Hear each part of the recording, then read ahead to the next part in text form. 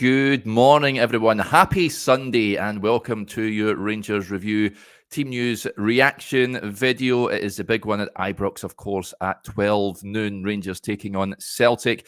The teams have just dropped and there's a few surprises in both, it's fair to say. What we're going to do is we're going to fire up at the Rangers team. Joshua is in the Bills of Ibrox in the media room. There is Chris Jack. There's Chris.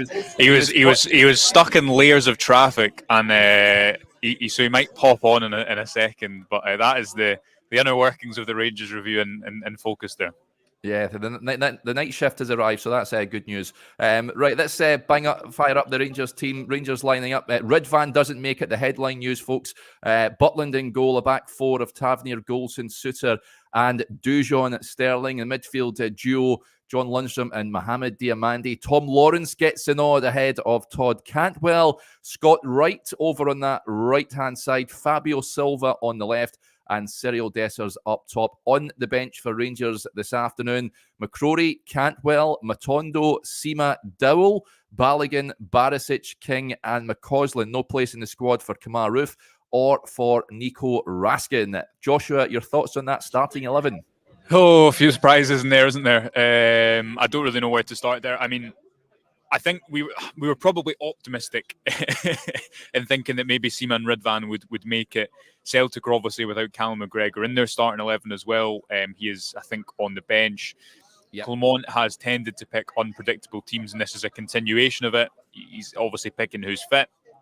There is, I think, fair amount of strength and depth on the bench. The big surprise for me is that Todd Cantwell does not play. I thought he definitely would. It's interesting that Lawrence is in there. Maybe that's to do with no McGregor as well. Sterling at left back is the correct call for me. We can come on to talk about why. And Silva and Dessers stays as they have been. Wright, Silva and Dessers is not the front three that most people, I think, would have predicted. I think Rangers are going to have to play in quite specific ways to get the most out of those three, because there's not really that breakaway pace that Sima would give you. But Clement said in his press conference, didn't he, had to choose when to use the impact of Abdallah Sima, obviously, and especially with no Kemar Roof on the bench, unless I've read that incorrectly, it's probably the right call to have Sima there, to have some option of goals off the bench. If Rangers had started him, it might have been slightly different. So a few surprises. Let's get into a few of the talking points behind the whys. Yeah, I'm surprised Gordon Ramsay's not in the matchday squad. I see him getting wheeled out with the number 8 jersey at Ibrox. So, yeah, that's a surprise not to see him in the matchday lineup. But, yeah, Dujon Sterling, let's talk about the Ridvan omission. He hasn't made it. He's not fit enough, not even part of the squad. So, Rangers, Philip Clement did say on Friday he would make a decision on him over the weekend. He's obviously not passed that fitness test, Joshua. For me, that is a big blow. However, of the two, either Borna or Dujon, Dujon gets the nod all day long. So I'm not too overly concerned about him being troubled over on that right. Rangers left. Is that a concern for you, do you think, with no Ridvan in there? Yes, because Ridvan has been one of Rangers' best players. This was the fear when he went down against, who was it? Went down against, it was on international duty, wasn't it? The fear was, will he make this game? Clement was relatively optimistic about it, but true to his words, he's not risked them when obviously there's a lot more games to go, instead of trying to rush everyone back for this, for a game which a lot of people, I think, feel would be must win. Clement is playing true to his word and looking at games beyond this fixture, perhaps. The reason I think Sterling comes in there, Derek, and we spoke about this we had an article on the website about it this week, we spoke about it on the extra video. If Barisic were to play, Rangers conceded loads of transitions down that left-hand side last week. And I don't think that's just about Barisic in isolation, but it's how he plays that role. He's always going to go high and wide, provide width on that left-hand side. It's going to be an end-to-end game. Rangers might not need someone hugging the touchline the whole game, and they certainly don't from their left-back position, because that impacts the dynamic so much of what they do behind the ball, so much of how they try to stop counter-attacks, which will be a big part of this game, because Celtic have real pace in that front three and quality in their midfield. So Dujon Sterling had to play somewhere. Had Ridvan been fit, for me, he'd have played on the right-hand side, and we'll come on to that as a talking point as well. No concerns about him in there, because wherever he has played for Rangers, he started an Old Firm at left-back, he started an Old Firm in central midfield. No one would have been surprised if he'd started an Old Firm on the right wing as well. But he did actually start there in the first Old Firm of the season in a slightly different role. I don't think that suited him quite as well that day because of how the fullbacks played under Michael Beale. today. I think that should give Rangers a little bit more cover in the centre. And should see them not concede the transitions they did last week, purely because instead of looking to go high and wide as Barisic did, Sterling's going to look to move inside and move a bit more narrow, obviously playing behind Fabio Silva, who keeps his place in the left wing. Yep. Other big talking points, of course, no Todd Cantwell in that starting 11. Tom Lawrence gets the nod. Got to admit, Joshua, I was thinking last night about what team Philippe Clement will select for this. And more I was thinking Tom Lawrence would... I think I would like to get Tom Lawrence in that starting 11. He has been picked in the first team. It's a big afternoon for him. I like him in that midfield, I've got to say. I like the look of the Rangers midfield. Mohamed Diamandi, of course, and Fabio Silva. It will be their Old Firm debuts. I really hope that they get up to speed and they're aware of the pace of the game. It's going to be 250 miles per hour, so I just hope that suits them. But Tom Lawrence, this looks like it's a game that's made for him. Yeah, it's a really interesting one, because had Todd Cantwell not started last week, Derek, and played quite well, you'd have said, oh, well, he's just not quite fully fit yet. But he did start last week and he did play well. So you've got to expect that there's probably a couple of elements to it. Lawrence is a slightly more experienced player. I thought he was excellent and when Rangers turned it around at Rugby Park, and I know they'd go on to lose the following weekend, but that was still a significant win because of the margin of Celtic's victory that evening at home to Dundee. And Lawrence was excellent. He's an experienced player. Could he provide a moment in this fixture? You're looking at what you've been looking at across Rangers front 3 and 4, and we've had this discussion so often in the last year, Derek. What you're looking at across Rangers front 3 and 4 is who's going to be the difference maker, who's going to provide in a big moment, who's going to push the moments in your favour, as Philippe Clement spoke at in his pre-match press conference on Friday. And you would back Tom Lawrence to do that. The reason it's an interesting one is because most people, myself included, thought it would be Cantwell in there because it's been his shirt at number 10. Now, whether Clement thinks that Cantwell hasn't had great performances in this fixture, he's not played many, we should counter as well. But I guess that number 10 position that New Year, he didn't have his best game. Does that come into his thinking? Is it about experience? Is it about how he'll interpret that role slightly differently? There's real individual quality in that Rangers team if you look at the likes of Diamandi and Silva. Rangers are still kind of playing square pegs and round holes in the wide positions. We'll come on to Scott Wright and how he'll play on that right-hand side and what his role might look like. But undoubtedly, you need almost a guaranteed performance in that number 10 position there. It'll be interesting to see if Clement speaks about the reasoning behind that after. What you would say is you've got Sima, Cantwell and Matondo probably to come off the bench if needed for the last 20 to 30 minutes. And that is a few players who you think would be able to change the game if required. Yep, Derek says Lawrence has a real bit of nastiness in him that's required. Yep, he loves these big occasions. Let's hope he turns up. And I hope that, as I mentioned earlier on, Mohamed Diamandi and Fabio Silva just realise that the game and the magnitude of the game that they're playing in. They're both quality players, there's no doubt about it, but quality players. We'll go back to last season. Malik Tillman, the game's often passed him by. The game often passed Joe Aribo by, and we all know he had quality as well. So I just hope that they're able to last the pace. Now, let's talk about Scott Wright, Joshua. I think I understand why he's in the team. It's because I had Dujon Sterling on the right-hand side, but only if Ridvan would have made the game.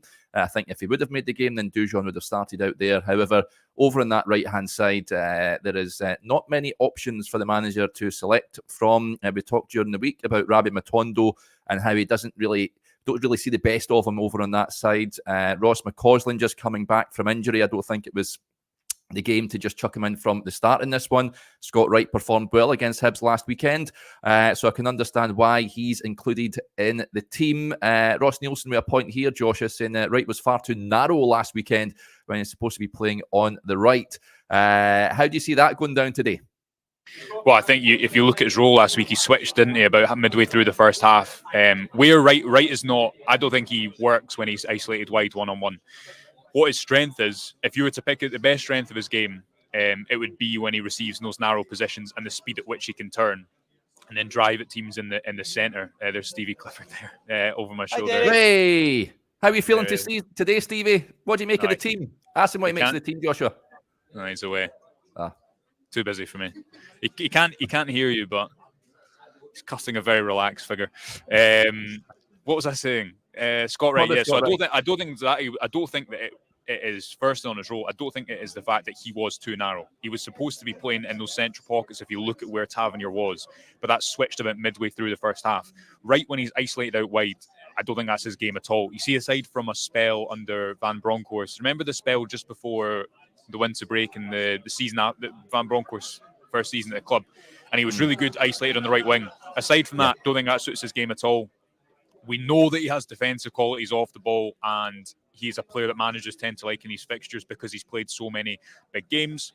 We know about his end product, which hasn't been consistent enough, but he has continually been given these chances for a reason, and I do think he had a good game against Hibs last week. What you'll see from him, I think, today is, and I'm interested to see how this impacts Tavernier's role in the final third as well. At times when Rangers are trying to keep Celtic penned in the final third, you'll see Tavernier move inside. But when Rangers are building up, you'll normally see Wright receive inside in the pockets instead of being wide, glued to the right touchline. And I think that suits his game more than if he is out there all the time. So it's interesting because Ross McCausland plays that role slightly differently. He's on the bench. He's still coming back from injury, isn't he? So I don't think many people expected him to start. No doubt it's a big game. He has played in big games before. I'd be surprised if he's the one who makes a difference with a goal for Rangers. As ever, it's an opportunity for someone to become a hero today. But I think that role is deliberate for him to play narrow. That's what he's good at, getting on the half turn, driving at teams quickly. Rangers need the end product to be good from that front four. This is what has decided so many of these games over the course of the last year, where games have been relatively equal. You think of the 3-2 game at Parkhead, you think of the Scottish Cup semi-final, you think of the 1-0 game here back in September, you think of the game at Parkhead at New Year as well. Think of the opportunities that Rangers had in that first half when McCausland went through and goal, when Seymour went through and goal, when Dessers went through and goal. Box to box, I don't think there's always been loads and loads in this game. It's not to say that Rangers have always deserved more, Derek, because they haven't. It's been their finishing, it's been the final moments, which is slightly cliche to say, but as Clement said in his press conference on Friday, you need to be able to kind of push the moments in your favour. And Rangers need probably one of those front four. You know that Tavernier's capable of it. We've seen Diomande score a few goals since he came to the club, but they're going to need one of those front four, aside from their usual role, to, in a big moment, provide or have some sort of magic outside of that, because that is what has betrayed Rangers in the Old Firm over the past year or so. Yeah, it's fair to say a few people were questioning the team, but I like this optimism from Neil McLean. He says, I'm really happy with that lineup. Glad we found a place for Sterling. 3-1 Rangers he's going for today. I'm optimistic as well, Neil. I fancy Rangers to do the business. I know I said on Friday I was going for a 4-1 win, which is a tad optimistic, but yeah, fancy Rangers. Listen, this is it, the Celtic team. The lineup with Joe Hart in goal, Johnston, Carter Vickers, Scales and Taylor at the back. The midfield consisting of O'Reilly, Iwata and Hatate. So no McGregor in that starting 11 for Celtic. A front three of Kuhn, Kyogo and Maeda. So on the bench for Celtic, Scott Bain is a sub-goalie. Welsh, Ralston, Naroki, McGregor, Bernardo, Forrest, Yang and Ida as the Celtic substitutes bench. That is how the opposition line up this afternoon. Other than that, Fabio Silva over on the left-hand side. Joshua, we both had Abdallah Sima in our starting 11. He's obviously, the manager did say in his press conference that he's able to start the game. He's not able to play 90 minutes, so he would make a decision on whether he would start him or have him come off the bench. He will make an impact, I'd imagine, from the bench as the match wears on. But it's a big day for Fabio Silva. We need a Benfica away type performance from him. Yeah, I was just about to bring that game up, Derek. If you look at the Rangers bench, it's almost important you have Sima on there. You have someone on there to provide a lift if the game is tied 1-1 at 60 minutes. And that plays a part in these games as well. Managers need to think about, especially with the 5 substitution rule, managers need to think about the entire 90 minutes, don't they? So Sima will provide a boost at some point, whether that's try to preserve a lead, claw one back, or push Rangers into the lead. Fabio Silva's best game was Benfica away. He's a high-quality player. At times on the left wing, I think he's been a bit isolated. It should help him playing behind, with Dujon Sterling behind him today, because there'll be that cover in central areas. I don't think it really worked with him and Borna Barisic last week, in particular in that first half, when Hibs did manage to get into the Rangers final third quite often. You want him playing close to people. You want him playing in combination. We've seen him score a few times. Seen him score off the left. Was it away at Hibs when they went down to 9 men as well? He has got the quality to decide this game. And it is, again, another chance for someone like him to go and make themselves a Rangers hero for however long he is at the club.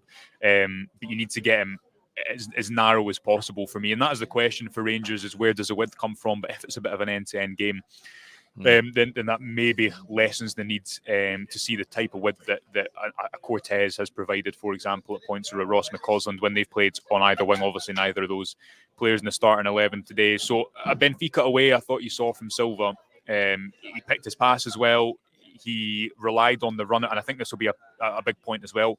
He relied on the runners from midfield, whether that be a Diomande or a Lawrence, to go beyond him. If you think of the lead up to the first goal, Derek, Silva was able to go past João Neves because he expected he was going to cut inside.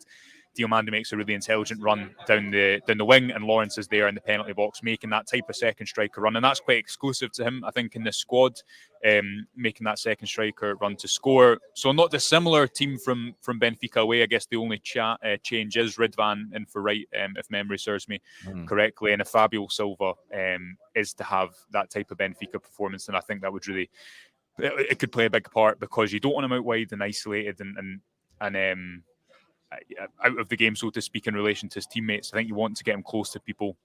You want to get him on the ball because he's an intelligent player, and you need to, really importantly for me, get runners beyond him, because he's not going to take people down the line and crossing his left foot that often. He played that off the left for Portugal under 21s in the recent qualification games, and he was really good, again, because he was given the autonomy to move inside and be a bit more free in the final third. And he's such an intelligent player when handed that opportunity. So if Rangers can get the territory today, and a big part of getting that territory for me will be stopping counter-attacks and stopping Celtic from getting up the pitch, which Dujon Sterling will have a big role in doing at left back, then I think you might be able to see, hopefully, that version of Silva come out in the final third. Yeah, good to see a few Celtic fans tuning into the show as well this morning. The only show in town, so good to have you tuning in, guys. And this is what it means on Old Firm Day. Day in the Life says, stomach going like a washing machine. I hear you, buddy. Let's talk about the bench in more detail, Joshua, because as I touched on at the start of the show, no Kemar Roofe, no Nico Raskin. Jason Hart with the point. What's happened to Raskin? Totally dropped off the radar. Yeah. He was an unused sub against Hibs last weekend. Kieran Dowell has been preferred to him in this game, which I think is quite telling. Good to see Dowell back, incidentally. So whether he makes an impact at some point in this game remains to be seen. But what does that tell us about Nico Raskin, Joshua? I'm surprised there. Yeah, unless he's picked up a knock. I think it is a topic that will come up in the next few weeks, purely because he's not come back into the team really since his injury. He started at the start of the year against Hibs, and St Mirren was forced off at halftime against Hibs. We've not really seen him since. The reason I'm surprised he's not on the bench is, if you look at, hypothetically, say Lundstrom or Diomande had to come off at some point, who plays in that deep midfield role? You could maybe put Lawrence back there, but in a game of this magnitude, it's probably not his ideal position. Leon King has played at the base of midfield at points, but not that often.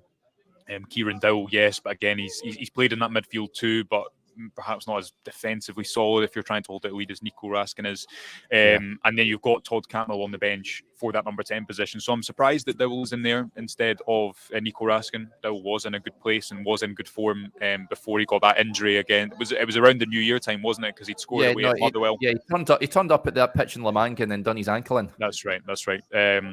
So I'm surprised there's no Nico Raskin. Definitely a talking point over the next couple of weeks, because he's someone that this time last year was a really important player for Rangers against Celtic, and for whatever reason at the moment just does not seem to be in the picture. Someone who is Mohamed Diomande, I think he's one of the key performers for Rangers today. Rangers in recent Old Firm games have not really played the ball through midfield all that much. I think they've been too reliant on trying to go direct and over the press. Diomande should give them the ability. Again, his best game for me, probably Benfica away up against a really difficult opponent in João Neves. At points, he's given the ball away too cheaply, but I think he's almost given the ball away too cheaply sometimes when he's had time on the ball. If you think of the lead up to the Hibs goal last week at Ibrox, when he's playing under pressure and he has to receive in difficult positions, he's tended to be really good. So he's going to have a big role to play in that midfield next to John Lundstrom, who, again, I think he needs a good Old Firm performance. And those two up against probably Celtic, even if McGregor is on the bench. Iwata's played well for Celtic recently. It's arguably the strongest area of their team. Whoever wins that battle, I think, in the midfield will have a big say on who wins the game overall. Yeah, absolutely. I've got to say, I'm surprised not to see Roofe on the bench as an option. Yeah, let's just hope Rangers aren't chasing a goal, because I just hope that doesn't come back to bite Rangers today. Big day for Cyril Dessers. We spoke about him heavily this week, Joshua. Any opportunities that come his way, he has to take them. I know the manager was speaking about him in his press conference, says he's a much improved player than the one 5 months ago. His record is decent, 12 goals in 14 starts. And let's hope he takes any opportunities that come his way. I'd imagine he'll get 1 or 2 today. Let's just hope he doesn't get played through on goal. But a big afternoon for him. He has to step up and deliver. Big afternoon. Obviously, was it 12 goals and 14 in Clermont, under Clermont in the league. However, what people also remember just as much is his performance in the first Old Firm and is missing that second one. I don't know, I remember at the end of last season, Derek, I was thinking about this yesterday. Michael Beale speaking I think it was at Hampden after Rangers lost the Scottish Cup semi-final, and Sakala had missed an open goal, I think, or close to an open goal. A very good chance, shall we say, from very similar moments, twice at Hampden. Yeah. Should have scored both, yeah. And Clermont was sort of, Beale at that time was sort of asked, look, will only new attackers sort this issue out? We've seen this game quite often this season where Rangers have been in the game at points, they've not taken their moments. Celtic had Kyogo score 7 goals, I think, in 7 Old Firm games last season.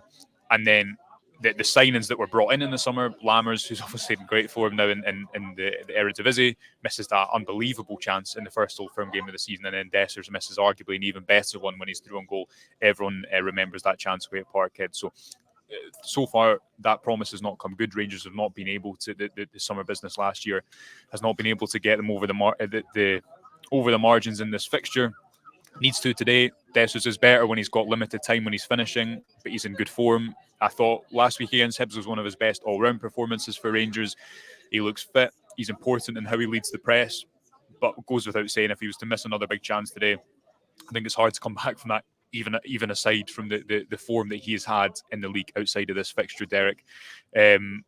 He's someone who's come back from a lot of difficult moments at Ibrox. That's what you'd say so far. Not many people, as you know, survive being jeered off at Ibrox more than once, which he was. And he has shown a lot of mental fortitude to come back from that. Let's see if he can do it today in this fixture, because this is the real pressure. This is where people remember how you are, or it's how you are remembered as an Old Firm player, how you perform in these fixtures. Often Rangers need 1 or 2 players in the final third to be big for them, and we'll see if it can be Dessers today. Yeah, absolutely. Let's hope that he's got the shooting boots on this afternoon. Goldson and Suter have to have good games as well. Kyogo is their biggest threat, Joshua. I know that Goldson was asked about him in his press conference, and he was right in saying the ball has to get to him in the first place. He has proven to be the difference maker in recent Old Firm games. I'm just hoping that Suter and Goldson are solid and resolute, compact. I mean, it's not just themselves, it's the midfield. The forwards have to do their bit as well in defending at certain points. But if you nullify Kyogo, I think Rangers can go on and win the game today. Yeah, I mean, 7 goals in as many games, I think it was last year, tells its own story. Kyogo hasn't had the best season, certainly since he came to Celtic. But what I wrote about this on Saturday, Derek, what Rangers have missed, the moments that we've gone over, the fact that if you look at the underlying numbers, there's not been much in this fixture. What has been the difference, I think, is the moments that Celtic have provided. If you look at where Kyogo's goal comes from in the last Old Firm game, it's not a high-volume chance, but it's a really high-quality strike from a player who's really confident in that fixture. And if you contrast that to the chances that Rangers missed in that fixture in better moments, then the contrast is pretty clear. And the mentality, because something that Clermont has spoken about often. He said last week, he had a nice quote about how when he came into the club, he had a job to fix the mentality of this group of players. And for the moment, he has not had that job. Today is the ultimate, I think from the outside looking in, is the ultimate barometer of that. But Rangers hadn't gone, 8 games unbeaten in this fixture before. They're now 1 win in their last 9. That plays into these games, because even when you're going away from home and you have a full home crowd against you, you can go into it with a lot of confidence. That's the 2 things that Rangers need to change for me today, Derek. They need to, obviously, as simple as it sounds, believe they can win this game. And the mentality has been different under Clermont. I don't think anyone can doubt that from the way that they come back in games, the way that they went on this long winning run with the one blip at home to Motherwell, the way that they've won games like Kilmarnock away they probably wouldn't have done so in the past. Today's a test of how they can do that in a big pressurised game, how they can use the fans at home. And the fans have been that synergy has, I think, really been repaired somewhat under Clement, and will play a big part in the fixture today. Mentality moments are the two things that will win this game, because there's not going to be too much between the teams all over the pitch. Those are the things that decided it in 2023. I think will be the same in 2024, and let's see who can step up and provide it today. Just other last thing I think I'll mention from the bench, Rabbi Matondo has been a pretty good sub for Rangers, and was last week as well. So maybe that means that Simo will come on at number 9 or come on the right as well. But there is a few options if in the final 30 minutes they need someone to come and provide a moment for them. Yeah, just noticed Billy Gilmore's pitched up at Ibrox today as well. It's the biggest show in town today, the Old Firm Derby, of course, kicking off in just over 40 minutes' time. Cannot wait for it. Let's hope Rangers can do the business. We will have you looked after today, folks. Plenty of coverage during the game. We'll keep you updated. We'll have the post-match reaction video. We'll have all the fallout from the game. We'll hear from the manager, of course, afterwards. And keep your eyes peeled on the YouTube channel. Let's hope we're speaking later on about Rangers victory and climbing back to the top of the table. Right, big thanks to Joshua and thanks to everyone for interacting with the show as ever, and we'll speak to you a little later on. Bye for now.